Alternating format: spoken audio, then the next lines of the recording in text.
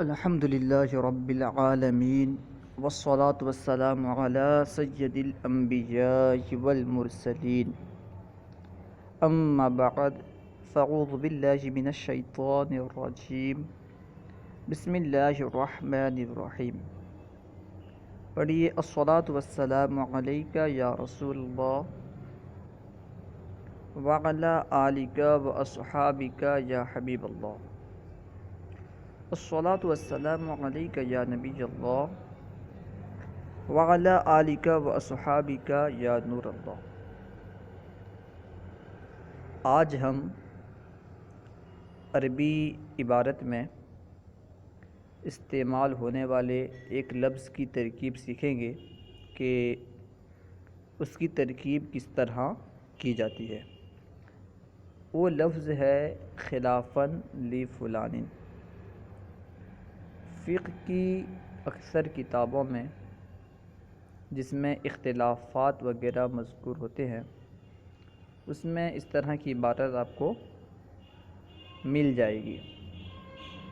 کہیں پہ ملے گا خلافاً للشافعی، خلافاً للظفر، خلافاً لہما۔ اس طرح کی عبارت فقہ کی کتابوں میں آپ کو مل جائے گی۔ نیز اس طرح دوسری کتابوں میں بھی جہاں پہ اختلافات وغیرہ ذکر کیے جاتے ہیں اس طرح کی عبارت آتی رہتی ہے، جیسا کہ شرح جامع کی عبارت ہے خلافاً لکسائی۔ اس طرح دیگر علوم کی کتابوں میں بھی یہ لفظ استعمال ہوتا رہتا ہے۔ تو ہمارے کچھ طلباء کرام یہ سوچ میں پڑ جاتے ہیں اسے ہم ترکیب میں کیا بنائیں، اس کی ترکیب ہم کریں تو کیسے کریں۔ خلافاً لفلان کی ترکیب اگر ہم کریں گے تو کیسے کریں گے، یہ سوچ کر کے کچھ طلباء کرام پریشان ہو جاتے ہیں۔ اس لیے میں نے یہ مناسب سمجھا کہ میں اس کی ترکیب عرض کروں تاکہ طلباء کرام کے لیے آسانی ہو۔ آپ یہ جانیے کہ یہاں پہ جو خلافاً لفلان ہے یہ مفعول مطلق ہونے کی وجہ سے منصوب ہے۔ خلافاً یہ منصوب ہے، مفعول مطلق کی بنا پر منصوب ہے، اور اس کے فعل کو ہم محذوف مانیں گے۔ جب مفعول مطلق ہے تو اس کا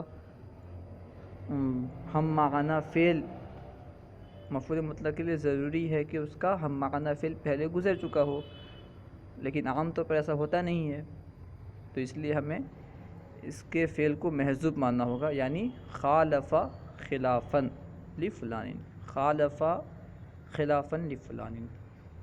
اور ایک قابل غور بات یہ ہے کہ یہاں پہ لفلان جو ہے، یہاں پہ ہم لفلان کو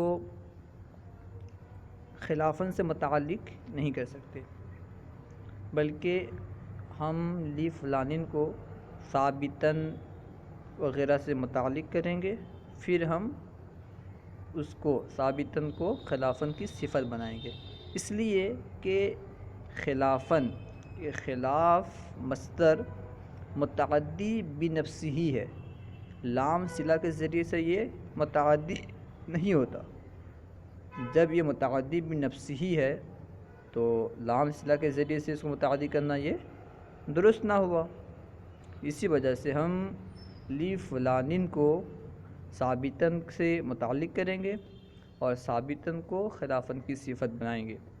تو یہ بات اس طرح ہو جائے گی خالف خلافاً ثابتاً لفلان، خالف خلافاً ثابتاً لفلان۔ یہ ایک ترکیب ہوئی، اور ایک ترکیب اس طرح ہو سکتی ہے کہ ہم خلافاً کو حال بنائیں، خلافاً کو ہم حال مانیں، حال ہونے کی بنا پر ہم خلافاً کو منصوب مانیں، تو اس وقت ہم حال کے عامل کو اور ذوالحال کو محذوف مانیں گے۔ جیسا کہ اس وقت عبارت اس طرح ہوگی اقول ذالک خلافاً لفلان، اقول ذالک خلافاً لی فلان۔ اور ایک ترکیب بعض اوقات اس طرح بھی ہوتی ہے اس کی، یہ مفعول مطلق بنتا ہے، مفعول لہو بنتا ہے، خلافاً مفعول لہو بنتا ہے، مفعول لہو ہونے کی وجہ سے خلافاً منصوب ہوتا ہے۔ جیسے ایک مثال دیکھیں، ما قال ذلك الا خلافا لنصیحت معلمہ، ما قال ذلك الا خلافا لنصیحت معلمہ۔ یہاں پہ خلافاً جو استعمال ہوا ہے یہ مفعول لہو کے طور پر استعمال ہوا ہے۔ یہاں پہ خلافاً جو منصوب ہے یہ مفعول لہو ہونے کی وجہ سے منصوب ہے، یعنی اس نے یہ نہیں کہا مگر اپنے معلم کی نصیحت کے خلاف ورزی کرنے کی وجہ سے، خلاف ورزی کرنے کے سبب اس نے ایسا کہا، تو یہاں پہ یہ جو ہے خلافاً مفعول لہو ہے۔ تو آپ کو معلوم ہو گیا ہوگا کہ خلافاً کی ترکیب کس طرح کریں۔ صلوا علی الحبیب صلی اللہ تعالی علی محمد صلی اللہ تعالی علیہ وسلم۔